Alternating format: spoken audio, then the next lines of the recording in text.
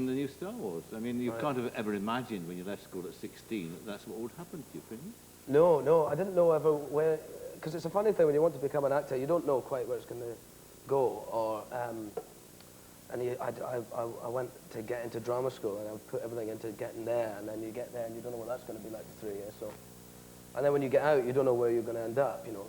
But I was driven, always driven to go as far as I could, but you don't know if it's going to be in theatre or here or wherever. So, but I could. I never considered the alternative. I was always going to. So, you know, I'm here and I'm like, yeah, well, of course I'm here. So, but it is, because you don't know where you're going. Well, I mean, in your job, I mean, the first thing they say you have to learn is rejection. Right. And apart from one, which we'll talk about in just a moment, you've never been rejected. I mean, it's just been, you know, like smooth all the way. The rejection, of course, I want you to tell me about, because whoever rejected you must now be looking for other work. Was it when you went to RADA? And they're sorry now, RADA.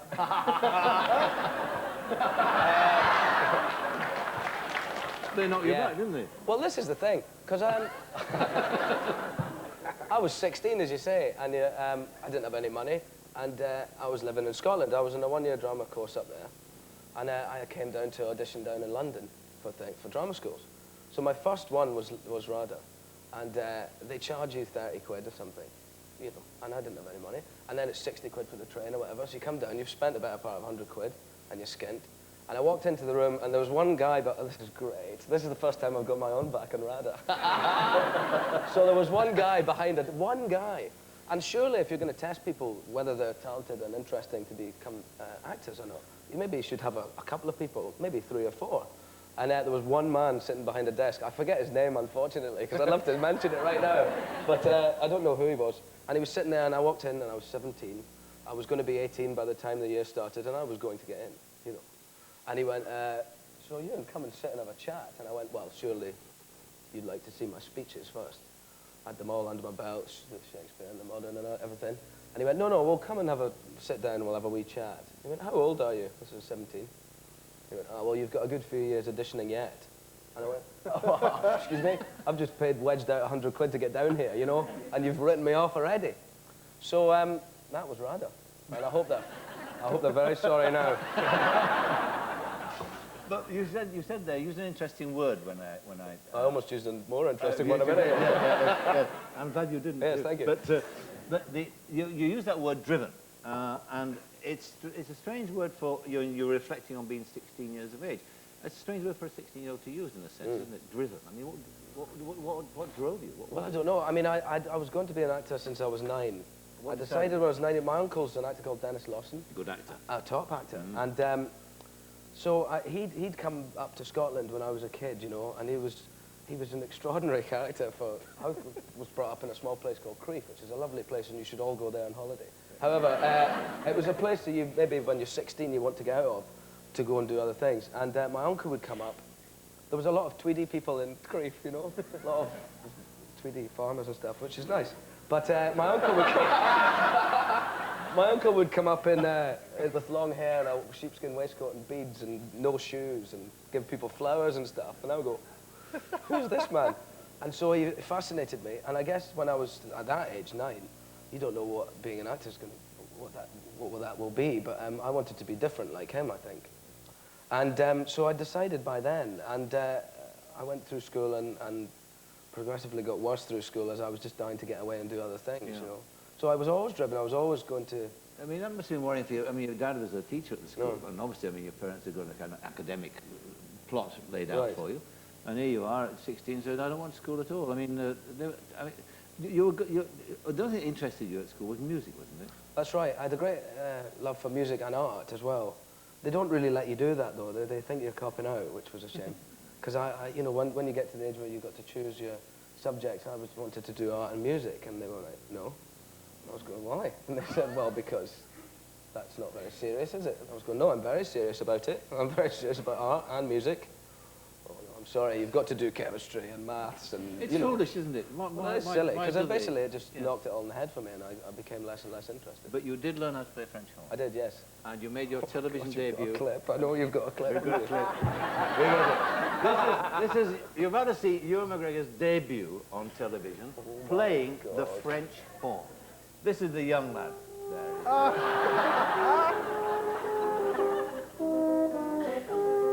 Oh my God!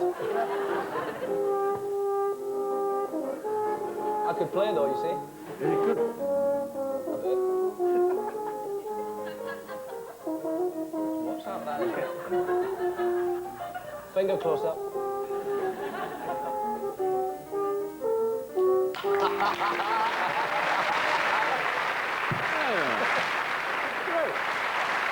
Oh, aye.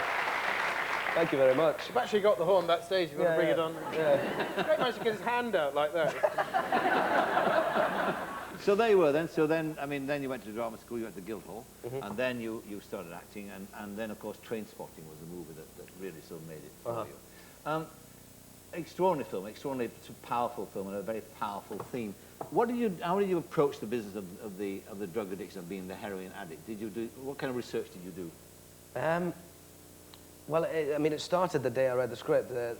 Andrew and Danny gave me the script when we were publicising Shallow Grave in America, and they just got the go-ahead from Channel 4 to make the film, and they gave me it, and as usual, we were very cagey and said, well, you know, we're not offering you it, but see what you think. And it was from that moment, you know, I read it, and it was quite it was like a million birthday presents. It was quite an amazing script to read, as you can imagine, and it started then. That's the way I work anyway. I don't necessarily do a great deal of research or kind of library work, but I do an awful lot of thinking and working with my gut and my instinct, I think. So it was all, I was thinking about it from that moment. And then when they said I could do it, I started to read an awful lot about hard drugs and addiction and crack and smack and all the different, you know, because they're all, you know, addiction's a problem of its own, regardless of the drug, I think.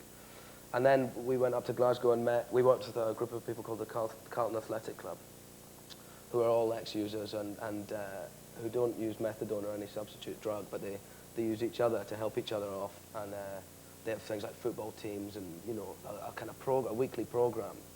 And they're the most incredible people and inspirational people.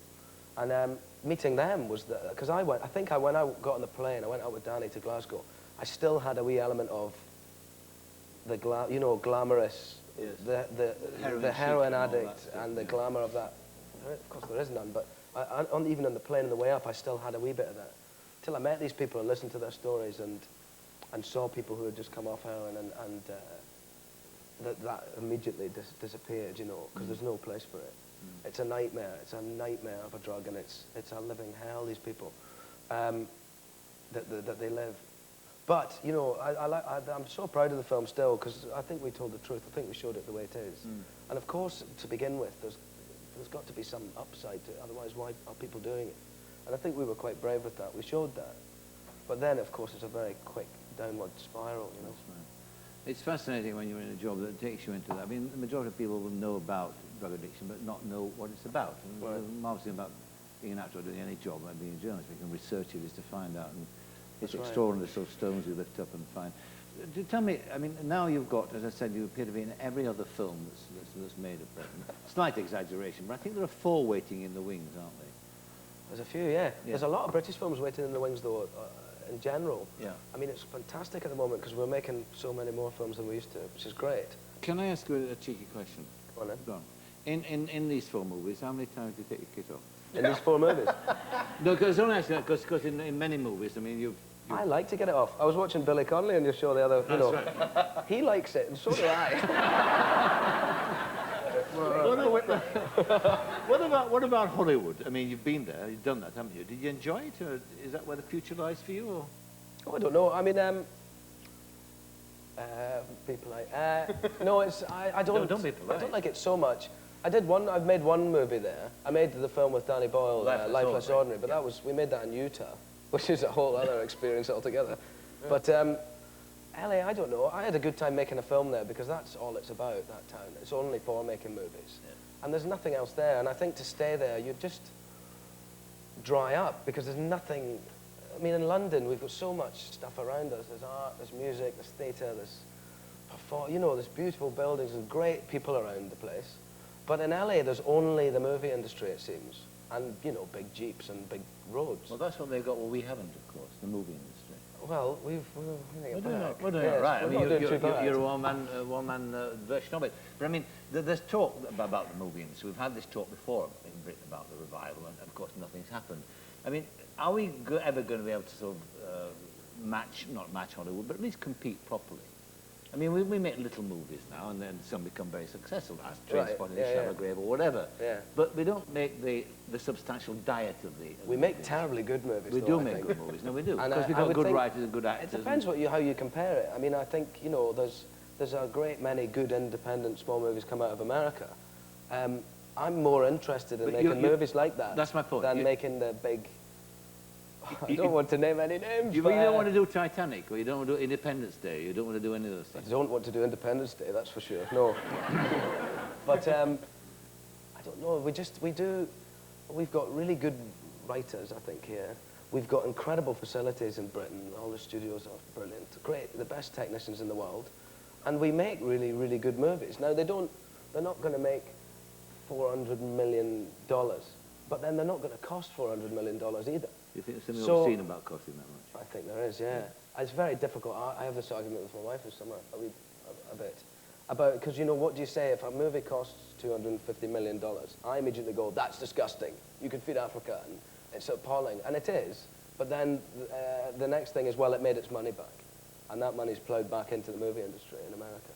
So what's your point? And I have to go, I don't know. I don't know, but I don't like it. And I don't know if we'll ever compete with them, but I think the quality of our works is far superior. And just one final question. You're now working on this blue carpet. This new trilogy of Star Wars, right, which takes us back, because you play the young Alec Guinness part, don't you? Can you do it? I do, yeah. So, these are the droids you're looking for. Yes. Anyway. He was wonderful, wasn't he, Alec? Oh, yeah. Brilliant. Oh, yeah. The first time I ever saw the Parky show, we had Peter Sellers on doing a "My West Window has all the elegance of Chaucer with none of the calm and and that's one of the things that started off. He's a great. Is he advising you? No, I didn't go and meet him. I didn't know quite what to say. Hi, how did you do it? I don't know what to say. But you play the French horn. Only naked, dear boy. But then you've got, I mean, just to wrap it all up, these are a trilogy, which the last one goes, I think, 2001. Oh, yeah. By which time, I mean, look what happened to Harrison Ford. Look what happened to him. Look what happened to Mark Hamill, though, eh? Well, that won't happen. I would like to be Carrie Fisher the most. I always wanted to be Princess Leia, the buns thing. I loved that. She was probably my first crush, you see. I had a serious crush on her. Yeah. Because she looked great with those Danish things. And I would like to have played her. But it's interesting. I don't know when it'll finish. I don't know when we'll do the next one. I mean, you seem to know more about it than I, but we made the first one. We finished it, and the second one, I think, is made in the year 2000, and then we'll see. By which time you'll have got about 125 films on your belt at your present rate of going. Well, we'll see what happens. And I hope so. But Ewan McGregor, thank you very much indeed. Very much. Thank you.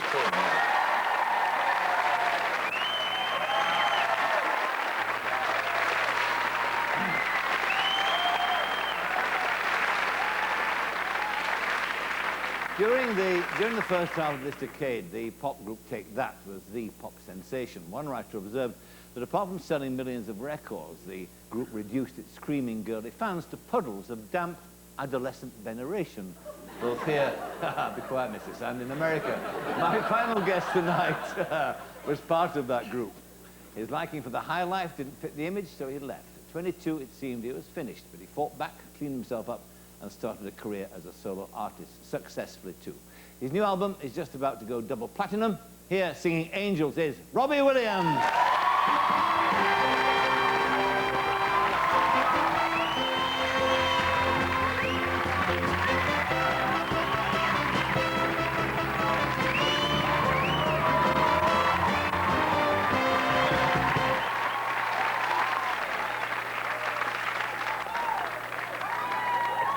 Thank you very much, Mum.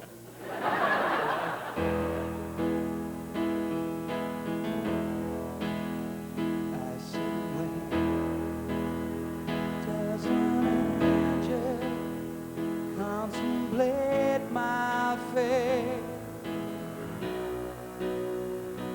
Do they know the place when we're gray and old. 'Cause I've been told that salvation lets their wings unfold. So when I'm lying in my bed, thoughts running through my head, and I feel that love is dead, I'm loving angels instead. And through it all, she offers me protection, a lot of love and affection, where I'm right or wrong, and down the waterfall, wherever it may take me, I know the life won't break me. When I come to call, she won't forsake me. I'm loving angels instead. When I'm feeling weak and my pain walks down a one-way street, I look above and I know I'll always be blessed with love. And as the feeling grows, she breathes flesh to my bones. When love is dead, I'm loving angels instead. And through it all, she offers me protection, a lot of love and affection, where I'm right or wrong, down the waterfall, wherever it may take me, I know the life won't break me. When I come to call, she won't forsake me. I'm loving angels instead.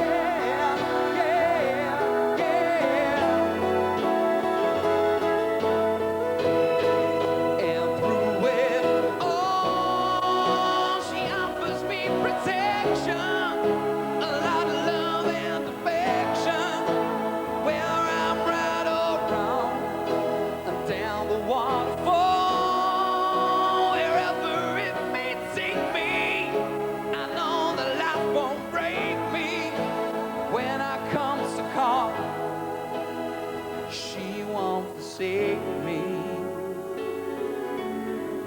I'm loving angels instead.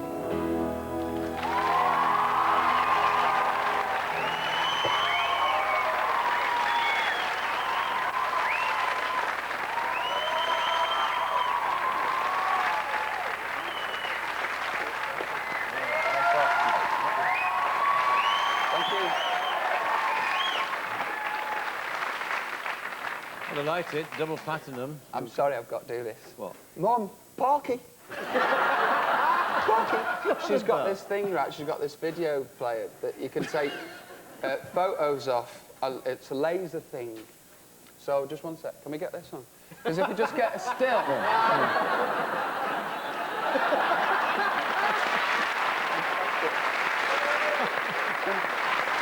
Oh, dear. She's not that old, your mum, is she? Well, she wouldn't let me say it. No. Now, let's talk about this success you've had, because this is not the first time you've had success. That would take that. Is it a different kind of success this now for you?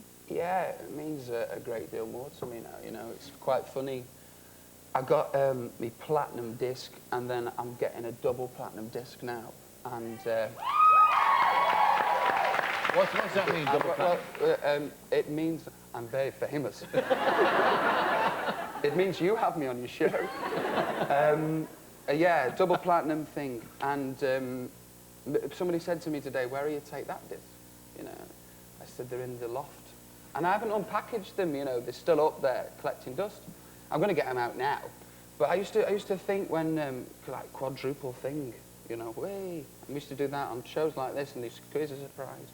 I used to hold them up. And it used to be like holding a prize up for a record company, because I did, you know, it's a different thing. Yes. I wrote, you know, this album with Guy over there. I wrote this album. That's Guy's mum. I wrote this album with Guy. It's my stuff.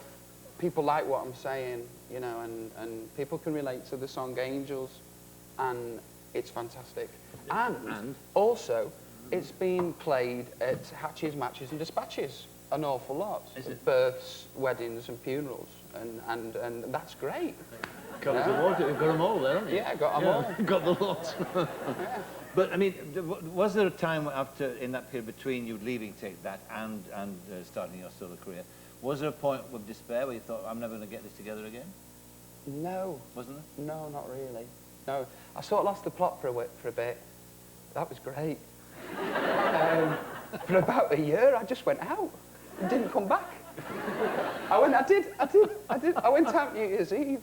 New Year's Eve, and I told my mum I was only going away for a night. I moved in with somebody in London, you know, and then next year, and for a whole year, I just stayed down in London. Then next year, New Year's Day, I brought my bag back to my mum's. So that was some party, that one. But was that, in a sense, was that reaction to, I mean, when you would take that from what one reads about you, you became kind of institutionalized in a sense. I mean, it's like being in a cult. It's exactly, it was a very, very strange, you know. You weren't really allowed to talk to people or get different views about what the business was like. You were kept cocooned, really, so you couldn't, I don't know, so you couldn't be rebellious or get any knowledge of anything else. Like I did in the end. I just went, right, I've had enough. Don't know anything about anything. Why can't I go out there? Why can't I do that? So I went and did it, and now I know why I can't do it. Can you do me? No. I haven't tried it yet. No. No. Go on. You have to do it. I think Ewan's got a better chance tonight. I was saying, there's a Harry Enfield bit there somewhere, isn't there? Can you do it? Mr. Green, that's more of a normal wisdom thing, isn't it? You'll do me when I go triple platinum, I will, though, won't you? yeah. Will you have me on your show? Yep. Fantastic. We'll do it next year. He's actually quite a good medic, because he was doing this afternoon, I was saying to him that he's had an extraordinary week because of the Brit Awards, the Britpop Awards. You sang with Tom Jones. The wisdom of a fool. It was tough. It's tough. I knew he was going to out-sing me because obviously it's Tom, you know. And then I thought, what do? You sing, well, you try to mimic him the best as possible because my voice, I'm like, you know, like a girl. Yeah. Come up and see me, make me smile. so I decided to do him, and it was, you got to, what did he do? You got to learn how to pony like I'm on a Barone.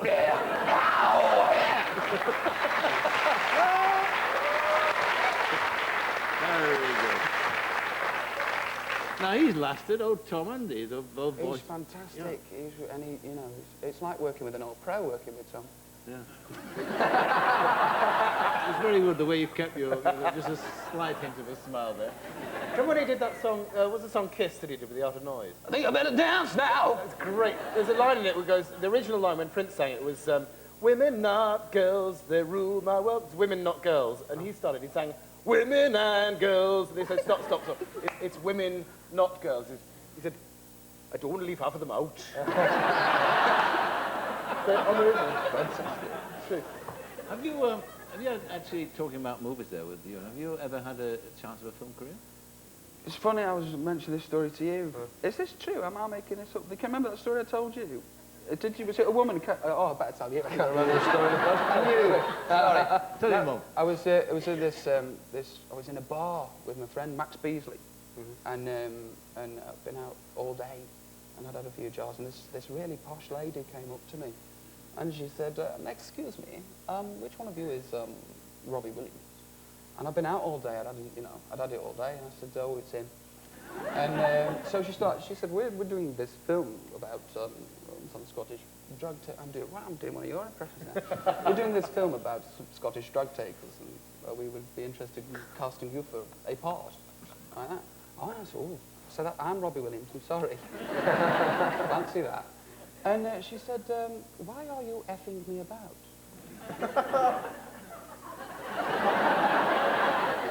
I said, well, I've been out all day and I've been getting this all day. Why would you be getting this all day? And I said, well, because I'm famous and that's what happens. She says to me, she said, we don't want anybody that's touched on this movie. So I said, I'm actually one of the nicest, down-to-earth people you'll ever meet. And I said, if you want me in this film, I'll talk to the organ grinder, not the monkey. Oh. And what was the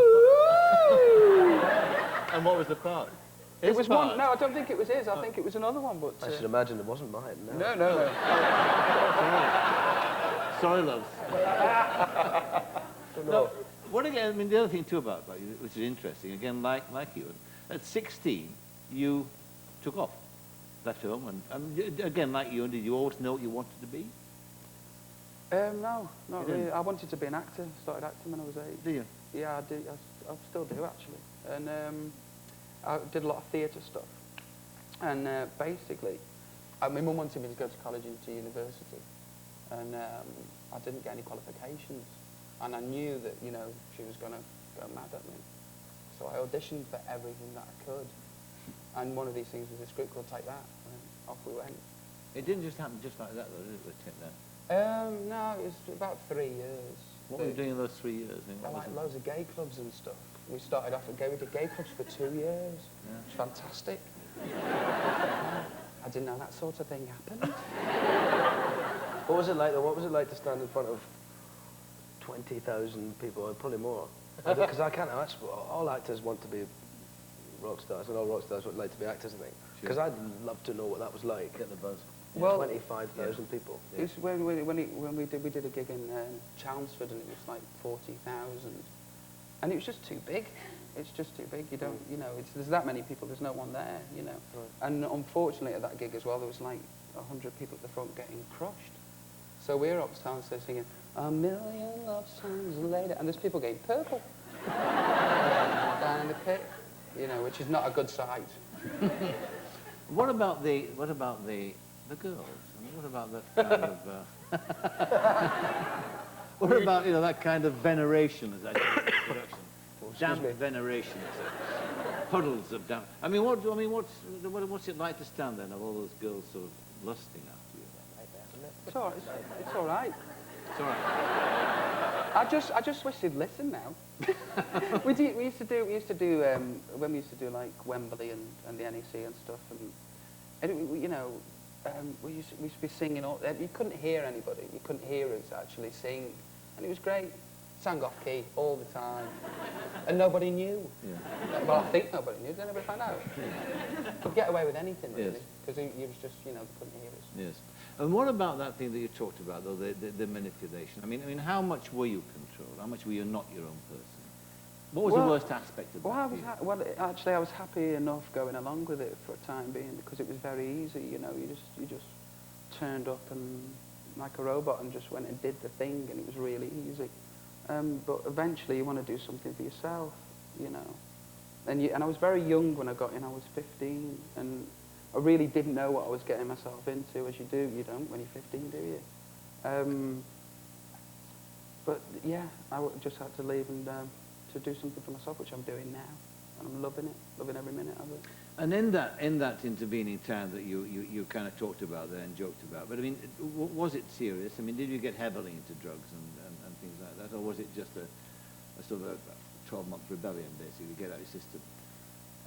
Get it in my system. Well, right. I mean, was there a moment, in fact, where you had to sort of turn around and say, look, I'm in trouble, I need help? Yeah, that's when I went off to rehab. Yeah.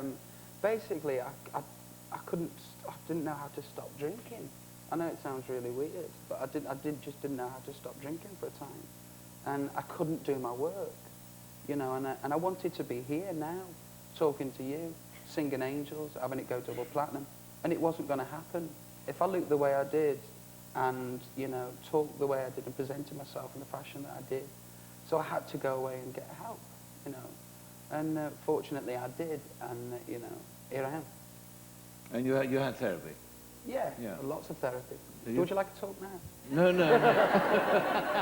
Tell me about your childhood. Can you remember? Well done, man, well done.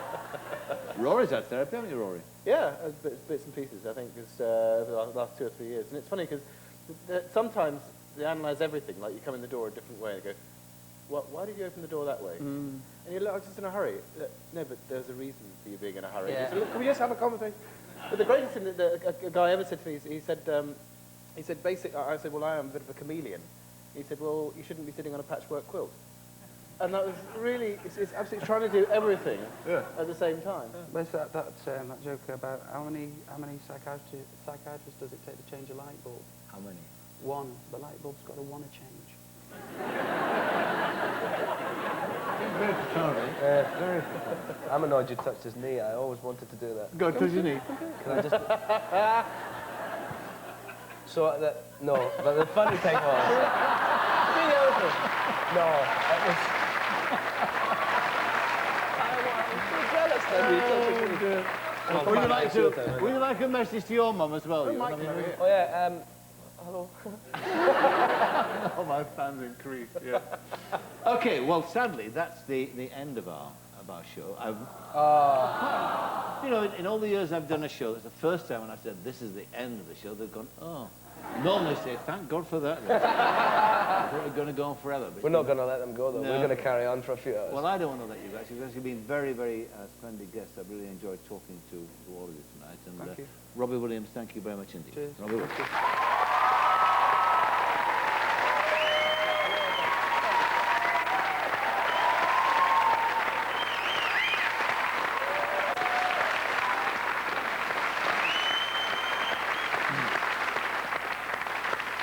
So, my thanks to Robbie Williams, to Ewan McGregor, and to Rory Bremner, and their mums, and all our fans in Port Vale and Crieff. My guests next week are Liam Neeson, Lily Savage, and Cilla Black. Until then, from all of us here, very good night. Good night.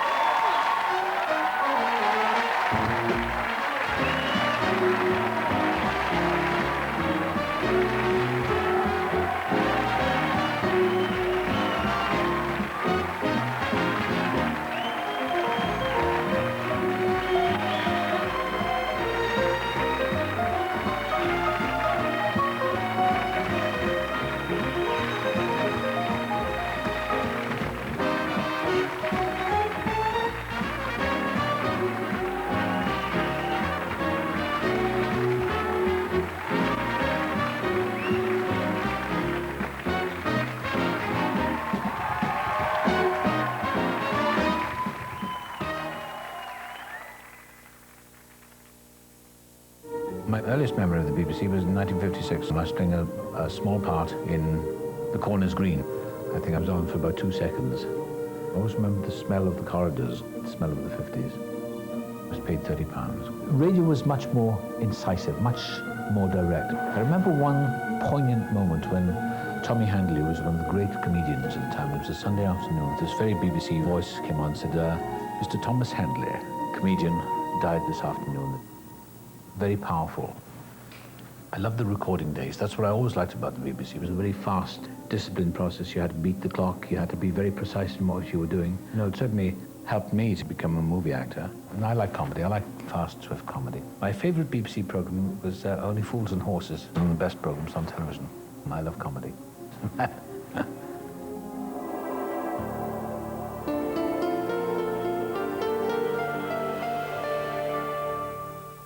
A change to the schedule on BBC Two, Michael Cockerell's portrait of one of the most controversial politicians of our time. Odd Man Out, Enoch Powell, in 5 minutes. Tomorrow, on Casualty.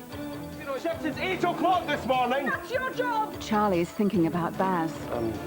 hoping we can give it another go. But she's in trouble.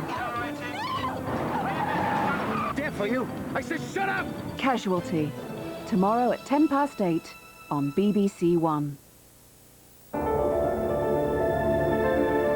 Tender is the Night, now on BBC One. Kathy Bates stars in the film led by Alec Baldwin, along with Meg Ryan as a wife who's not all there. Romantic fantasy in Prelude to a Kiss.